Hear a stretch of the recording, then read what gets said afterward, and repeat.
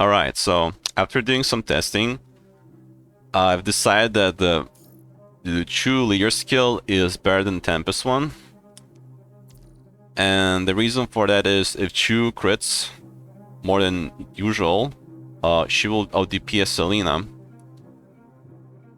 So the rotation would be start on Selena, switch to Kamo, and then switch to Chu.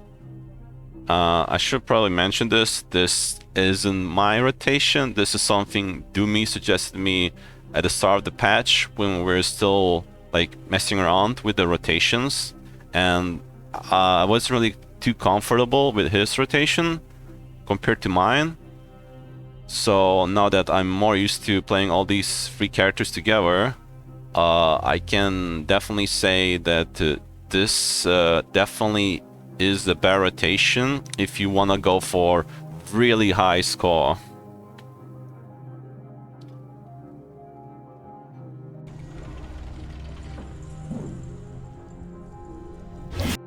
At the start of the battle, the first thing we're going to do is switch in Camu, double dash to the boss, use blue ping, and then go into ult. Now, how many stacks should you usually have before going into ult? And the simple answer is really just 2, which is literally free blue or matrix blue, and then go into ult. There is only one scenario where I go for free, and that is when I have matrix blue followed up by another free blue. And the reason for that is since blue is really fast, you don't lose too much time by using a second one, and the damage is also good.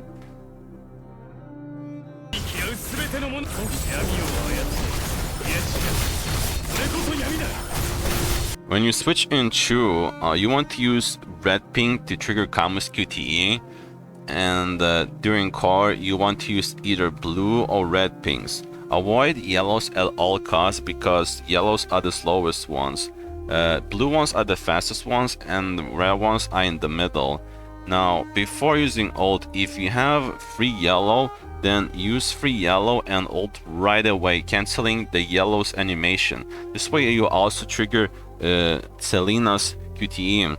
Now after ult, again, blue or red, and switch out after you're done with core. Now there will be moments where you will have 6 red pings during your core. That is actually too slow for the rotation. So to still be on time for the rotation, you would need to switch out Q on the 5th ping. In other words, switch out before using your last core ping. Another scenario would be if you have like 6 blues during core. Now that sometimes it's actually too fast, which isn't too bad, but if you want to even out, you can use 1 or 2 red pings during core.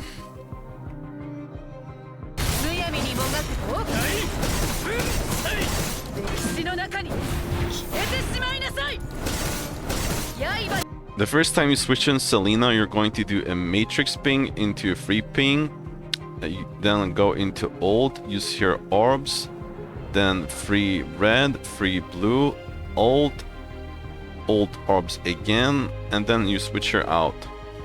Now there are a few things to note. After you exit the ult, you cannot ping the orbs too soon. Now if you do, you might end up making your free ping turn into a 2 ping, which leaves you in a really awkward situation. So just wait a little bit before pinging the orbs again. The other scenario would be when you exit ult, you will have random orbs. So for example, you might have 1 red, 3 yellow, 3 blue, and red. I don't know what causes this. This feels really random to me, but it's something to be aware of when that it can happen.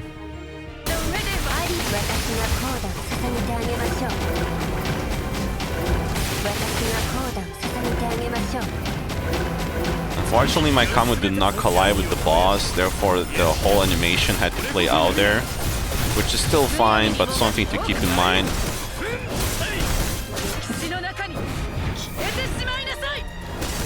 For those who don't know, Chu's ultimate still stays on field when you switch her out. The reason why I try to stay behind the boss is that the boss has to turn around before he can start jumping. For like early bosses at the start, it's totally fine to stand in front of it because you're killing it fast enough anyway before you can even jump.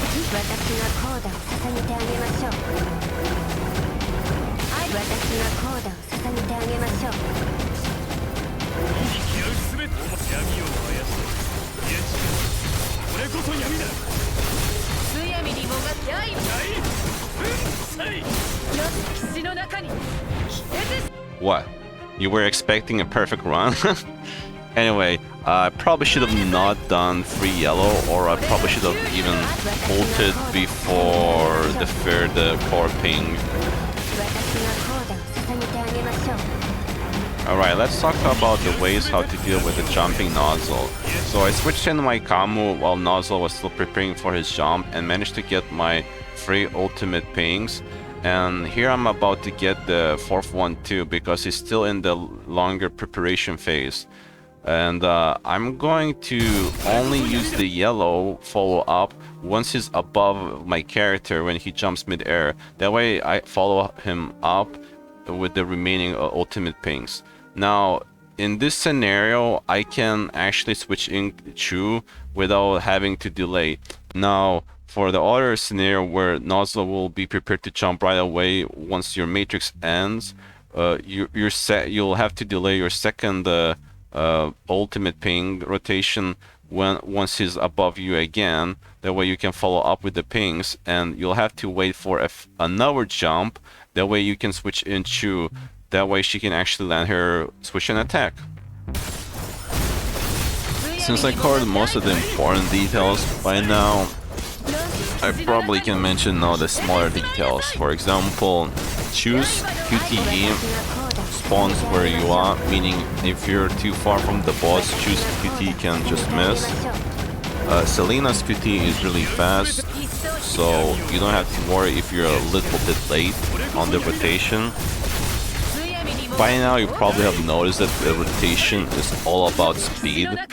Like on average, you stay on Selena for like 9 seconds, Camu like 6 seconds, and Chu is 9 seconds too, around like that. Since we switch this often, this also means we take the full benefit of Vanguard's class skill, which grants us 20% extra damage bonus for 10 seconds. The rotation is all about speed, therefore you don't even have to dodge enemy attacks.